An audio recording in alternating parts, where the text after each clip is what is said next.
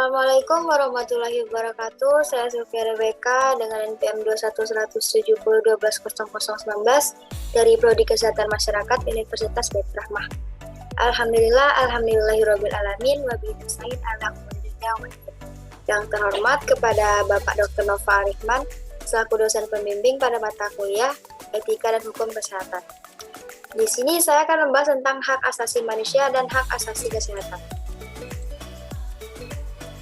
Perbedaan hak asasi manusia dan hak asasi kesehatan yaitu terletak pada pengertiannya sendiri, yang dimana HAM atau hak asasi manusia adalah hak yang melekat pada diri setiap manusia sejak awal dilahirkan, yang berlaku seumur hidup dan tidak dapat diganggu-gugat oleh siapapun. Sedangkan hak kesehatan adalah hak asasi manusia yang melekat pada seseorang sejak lahir dan bukan karena pemberian seseorang atau negara, maka oleh sebab itu tidak dapat dicabut oleh siapapun. Nah, sedangkan sejarah dari perkembangan dan momentum hak asasi di Indonesia, yang pertama sejarah HAM di Indonesia pada masa Orde Lama. Perjuangan HAM pada masa ini dilakukan saat sedang BPUPKI, di mana dua tokoh pada saat itu yaitu Muhammad Hatta dan Muhammad Sukiman membela HAM agar masuk dalam pembentukan Undang-Undang Dasar 1945. Namun, pada akhirnya hanya sebagian saja penjabaran terkait HAM di Undang-Undang Dasar 1945. Penjabaran lengkapnya baru akan ada di Konstitusi RIS dan UUD 1950. Sejarah HAM di Indonesia pada masa Orde Baru. Pada masa ini, HAM dianggap sebagai pemikiran alat barat yang penerapannya perlu dibatasi.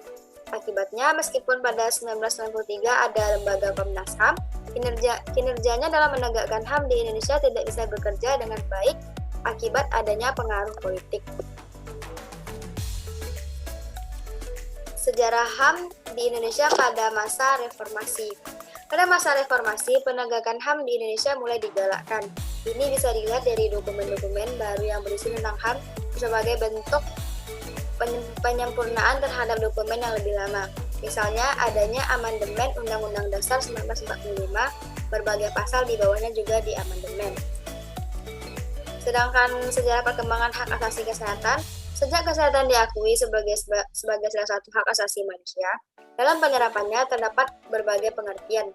Hal tersebut tidak terlepas dari pengertian kesehatan. Kesehatan menurut Undang-Undang Nomor 23 Tahun 1992 tentang kesehatan adalah keadaan sejahtera dari badan, jiwa, dan sosial yang memungkinkan setiap orang hidup produktif secara sosial dan ekonomis. Pengertian yang luas itu berpengaruh bagi pemahaman terhadap kesehatan sebagai hak asasi manusia. Dalam pasal 4 undang-undang itu ditegaskan bahwa setiap orang mempunyai hak yang sama dalam memperoleh derajat kesehatan yang optimal. Sedangkan pasal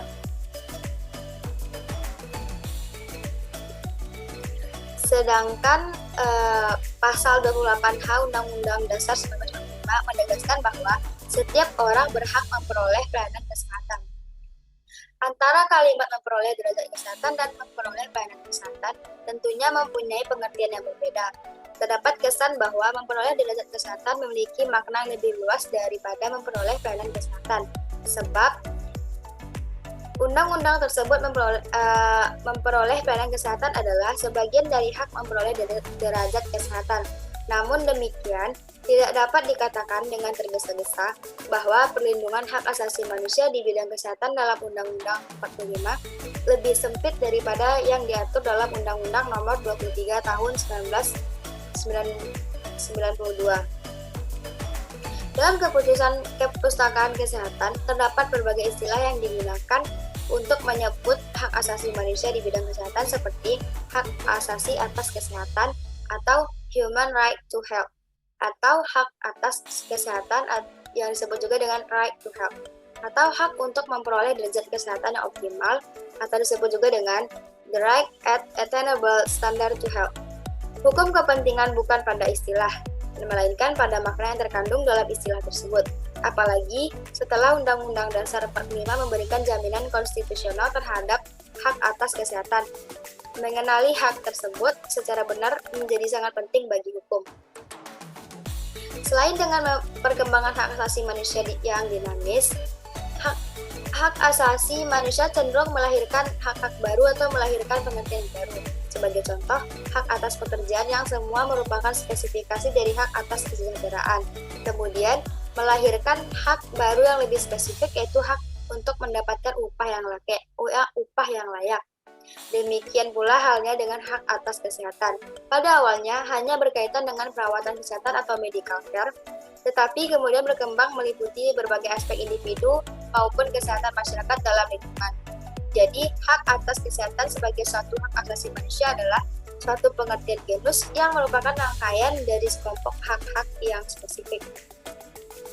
Contoh implementasi hak asasi di Indonesia. Indonesia dengan ideologi Pancasila yang dianutnya diharapkan dapat mengimplementasikan HAM dengan baik sesuai dengan sifat-sifat dasar dari ideologi tersebut.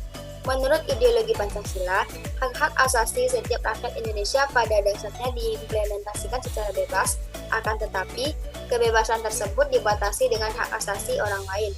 Sehingga, walaupun terdapat kebebasan, namun kebebasan tersebut harus bertanggung jawab dengan memperhatikan dan tidak mengganggu hak asasi orang lain. Namun, dalam realitasnya, hal tersebut belum sepenuhnya dapat diterapkan oleh rakyat Indonesia. Dimulai dengan bergulirnya era reformasi, muncullah berbagai produk hukum yang diharapkan untuk memperbaiki kondisi hak asasi manusia di Indonesia, khususnya hak sipil dan politik.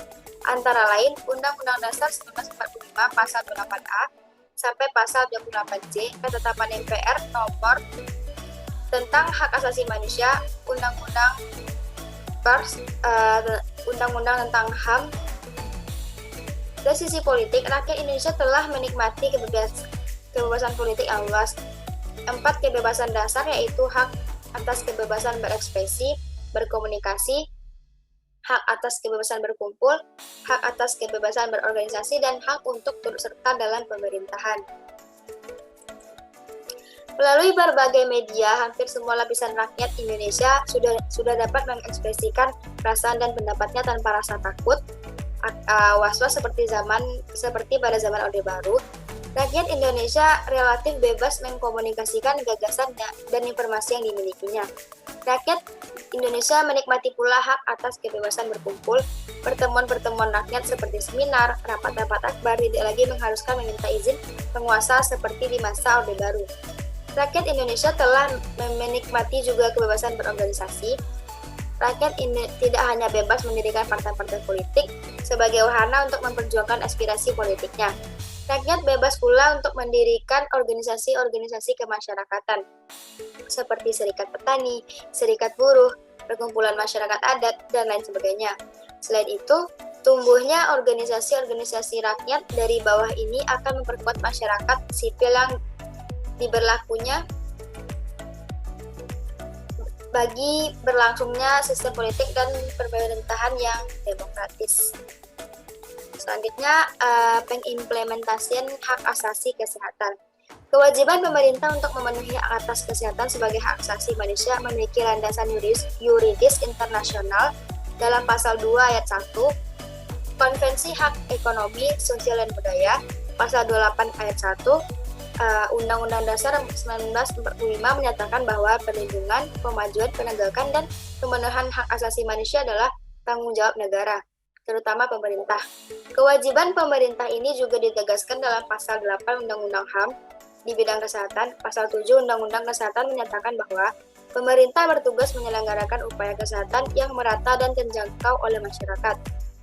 Pasal 9 Undang-Undang Kesehatan menyatakan bahwa pemerintah bertanggung jawab untuk meningkatkan derajat kesehatan masyarakat.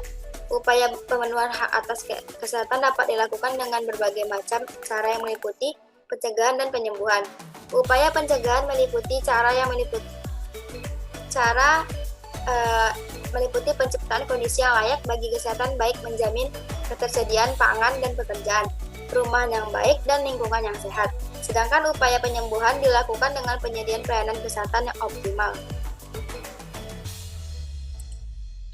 Pelayanan kesehatan meliputi aspek jaminan sosial atas kesehatan yang memadai, tenaga medis yang berkualitas, dan pembiayaan pelayanan yang terjangkau oleh masyarakat. Pasal 12 Konvensi Hak Ekonomi, Sosial dan Budaya menguraikan langkah-langkah yang diambil untuk mencapai terwujudnya standar tertinggi dalam mencapai kesehatan fisik dan mental. Yang pertama, ketentuan pengurangan tingkat kelahiran mati anak serta perkembangan anak yang sehat. Yang kedua, peningkatan semua aspek kesehatan lingkungan dan industri. Yang ketiga, pencegahan, perawatan, dan pengendalian segala penyakit menular endemik, penyakit yang berhubungan dengan pekerjaan, dan penyakit lainnya. Dan yang terakhir, penciptaan kondisi-kondisi yang menjamin adanya semua pelayanan dan perhatian medis ketika penyakit timbul. Baiklah, sampai di sini sajalah pembahasan saya tentang hak asasi manusia dan hak asasi atas kesehatan. Saya tutupi dengan Assalamualaikum warahmatullahi wabarakatuh.